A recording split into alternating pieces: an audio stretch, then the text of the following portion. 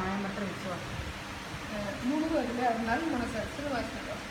கற்பனையின் பொருள் என்னவெனில், சுத்தமான இருதயத்திலும் நல் மனசாட்சியிலும் மாயமற்ற விசுவாசத்திலும் பிறக்கும் அன்பு. 2வது நல் மனசாட்சி. நல் மனசாட்சி சுத்த இருதயம் வந்துட்டால எனக்கு நல் மனசாட்சி.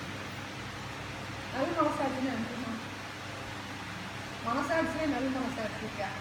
என் மனசுக்கு ஏற்ற மாதிரி நினைச்சேன், கரெக்டாக செய்யணும்.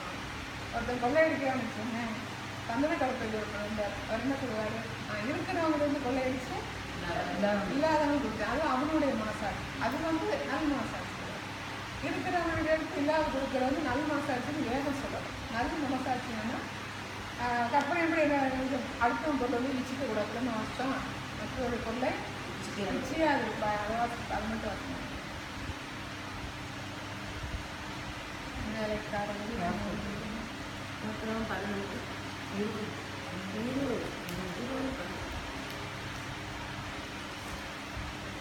பிறனுடைய வீட்டை இச்சையாதிருப்பாயாக, பிறனுக்கு விரோதமாக பொய்சாட்சி சொல்லாதிருப்பாயாக, பிறனுடைய வீட்டை இச்சையாதிருப்பாயாக, பிறனுடைய மனைவியையும் அவனுடைய வேலைக்காரனையும் அவனுடைய வேலைக்காரியையும் அவனுடைய எருதையும் அவனுடைய கழுதையும் பின்னும் பிறனுக்குள்ள யாதொன்றையும் இச்சையாதிருப்பாயாக.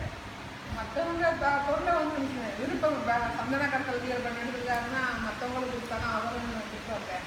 நமக்கு தெரிஞ்சது இப்போலாம் அரசியல்வாதி பார்க்குறோம், லட்சியத்தில் பார்க்குறோம். இல்லை நம்மளே எடுத்துக்கிறோம், மற்றவங்களுக்கு போகணும்.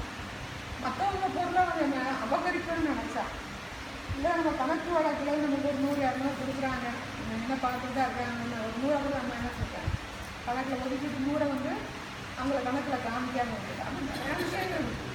அப்போ அதுதான் என்ன சொல்கிறாருன்னா நல்ல மனசாட்சி.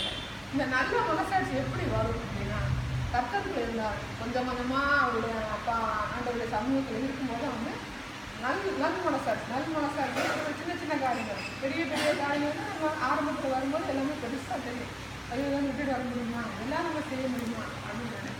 ஆனால் ஆண்டவர்களை கடந்து வரும்போது இந்த சின்ன சின்ன விஷயங்கள் வந்து ஒன்றா சொல்லி கொடுப்பாங்க. இந்த விஷயத்துக்கு நடக்கணும், இந்த விஷயத்துக்கு நடக்கணும். நீங்கள் சர்ச்சுக்கு வந்தீங்கன்னா அங்கே வந்து ஆண்டவர் நாற்பது கொடுக்குறாரு. கட்டோட பிள்ளைங்க இருக்கும்போது அவங்களோட நடவடிக்கை, அவங்களுடைய செயல்களை பார்க்கும்போது, வேதத்தை வந்து படிக்க தெரியாது, நம்ம வந்து செய்திகளை கேட்கணும். படிக்க தெரியாதவங்க கட்டணம் படிக்காதவங்க தள்ளிவிடப்படுகிறார். இந்த வார்த்தைகளும் நமக்கு ஆண்டவர் வந்து உங்களுக்கே செய்வார். ஏதாவது ஒரு விஷயத்தை நீங்கள் வந்து கடந்து வந்துட்டீங்கன்னா ஏதாவது ஒரு விஷயத்தை வந்து உங்கள் இருபத்தி 4 போட்டு வச்சுருப்பார்.